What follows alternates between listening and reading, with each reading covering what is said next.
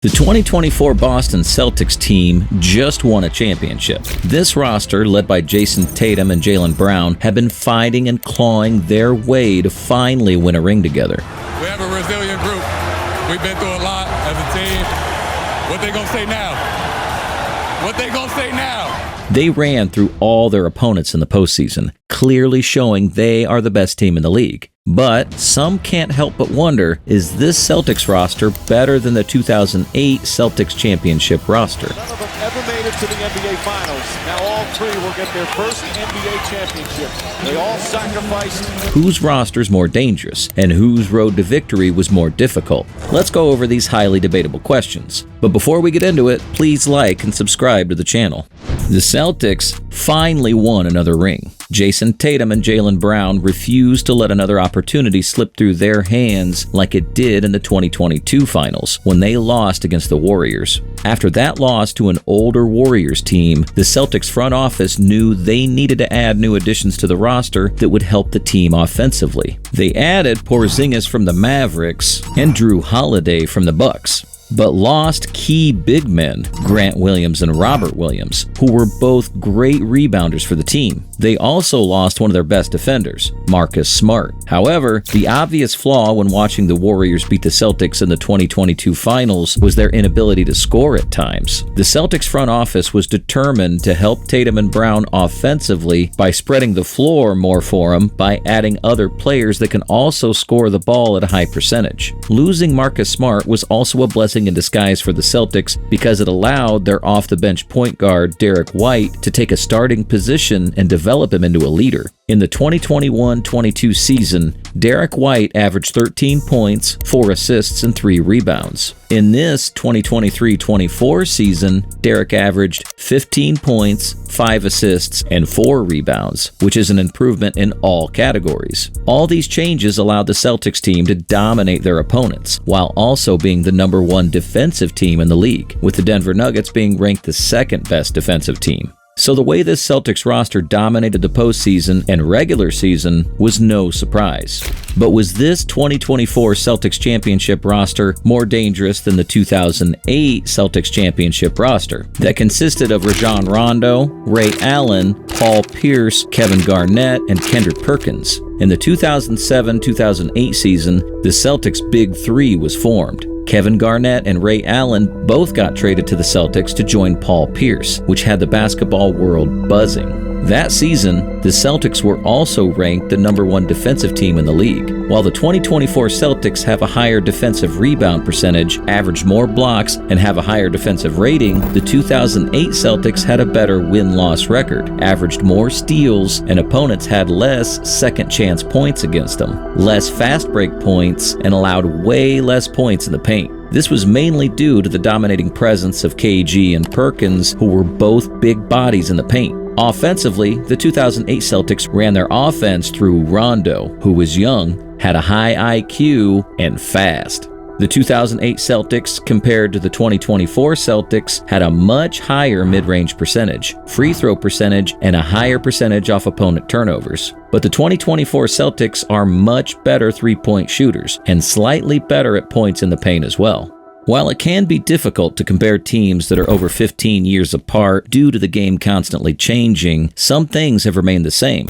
Let's look at whose road to victory was more difficult in the season they won. The 2024 Celtics had an amazing regular season, which obviously granted them the #1 seed in the East. In the first round of the playoffs, the Celtics had to play against the Miami Heat, but the Celtics had a big break because the best player on the Heat, Jimmy Butler, was out due to an injury. Not that it would have mattered, the Celtics would have won the series most likely anyways. The Heat, now led by Bam Adebayo, who averaged 22 points, 9 rebounds, and 3 assists in that series. Almost every game the Celtics won during the series was a 20-plus point blowout. Jayson Tatum averaged 21 points, 10 rebounds, and 5 assists in that series. Once the Celtics sent the Heat home to go fishing for the summer, it was time for the Celtics to play against the Cleveland Cavaliers in the second round of the playoffs. The series was harder for the Celtics due to the unbelievable skills of Donovan Mitchell, but that was also the Cavaliers' weakness. They had no other reliable scorer other than Mitchell. Mitchell carried the team to one victory versus the Celtics and averaged 31 points, 6 rebounds, and 5 assists in the series. Tatum once again led the Celtics during the series and averaged 26 points, 10 rebounds, and 6 assists. Many saw this road the Celtics had as lucky because no team they were matched against had the talent to force a Game 6 or Game 7 situation. In the third round of the playoffs, the Celtics were matched against the Indiana Pacers, who were an excellent high-scoring team. But once again, everyone knew the Celtics were going to come out on top, which was the case after the Celtics swept them. And the jubilation from the Celtics, the absolute misery for the Indiana Pacers. The Pacers threw away a few close games that had many people furious because of how careless they were with the ball in the last minutes. Not to mention when arguably their best player, Tyrese Halliburton, got injured after Game 2 and couldn't play in Game 3 or Game 4. Jayson Tatum averaged 30 points, 10 rebounds, and 6 assists in that series. Once they defeated the Pacers, the Celtics got over a week of rest before Game 1 of the finals. Many can argue that too much rest is bad for you, which is true, but when your body is aching from the amount of basketball you're playing, a couple days of rest before getting back to practice is golden.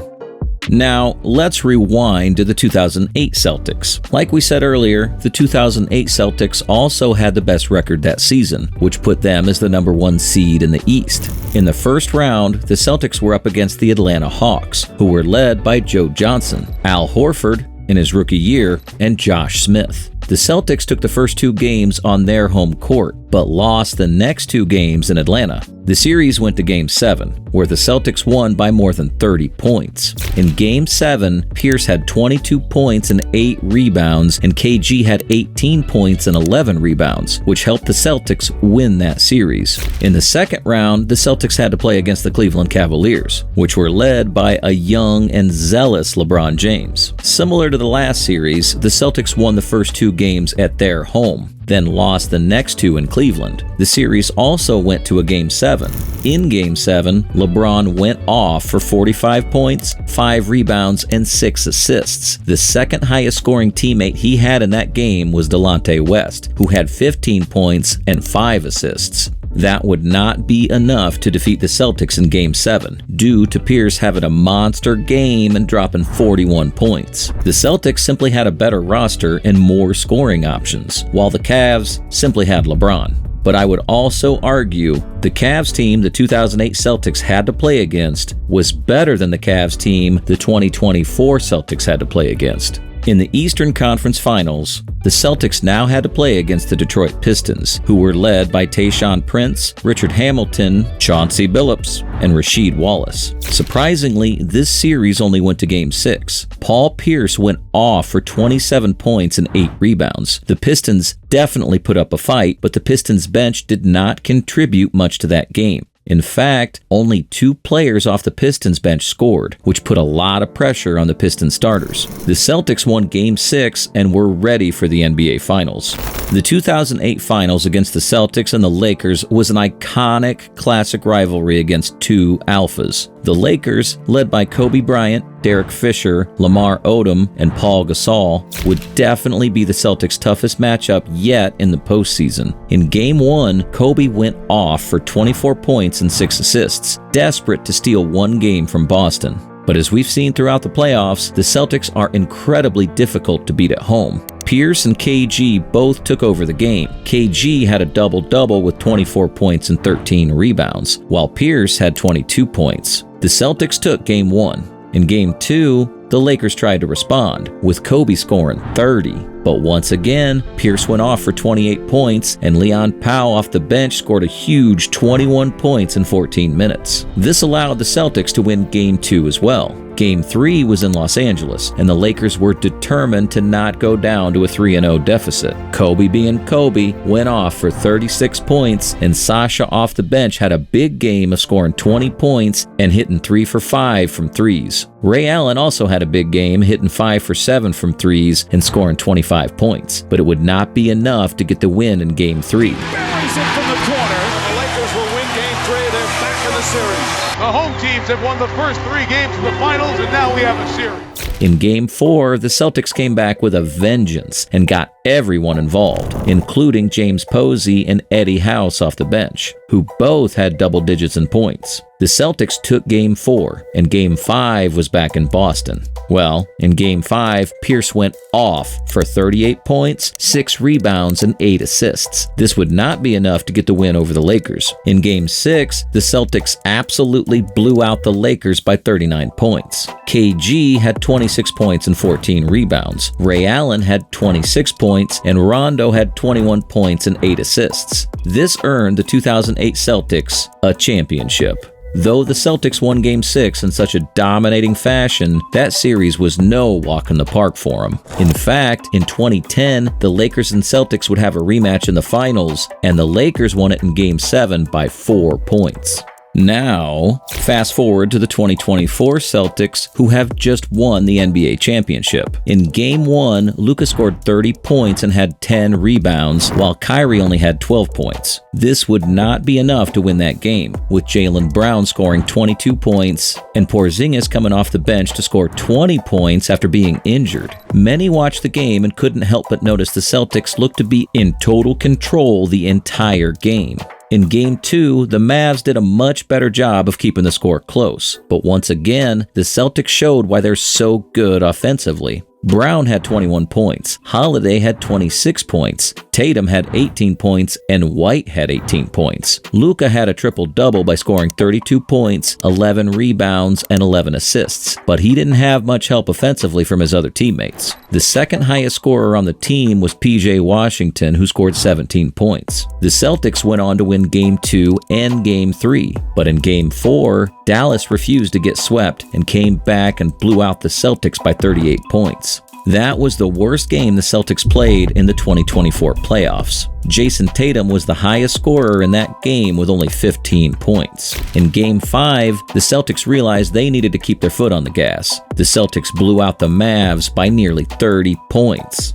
The 2024 Celtics roster finally won a championship, which was well-deserved. Do you think this Celtics roster would have won a championship in 2008? Do you think the 2008 Celtics would have won the championship in 2024? Though the game has changed, I do think the 2024 Celtics may have had a harder time in 2008. I think the aggressive style of defense and the emphasis on defense back then would have made it harder on the 2024 Celtics. But I do think they're talented enough to win it as well. If we had to edge one team to be better, I might edge the 2008 Celtics. I do think the 2024 Celtics are much better offensively, but I do think the 2008 Celtics were better defensively. And once you're in the playoffs, the old saying rings true: defense wins games. What Celtics roster do you think is better? Share your thoughts and comments in the comment section below. If you enjoyed this video, please like and subscribe to the channel to see more content like this. Thanks again for watching, and we'll see you on the next one.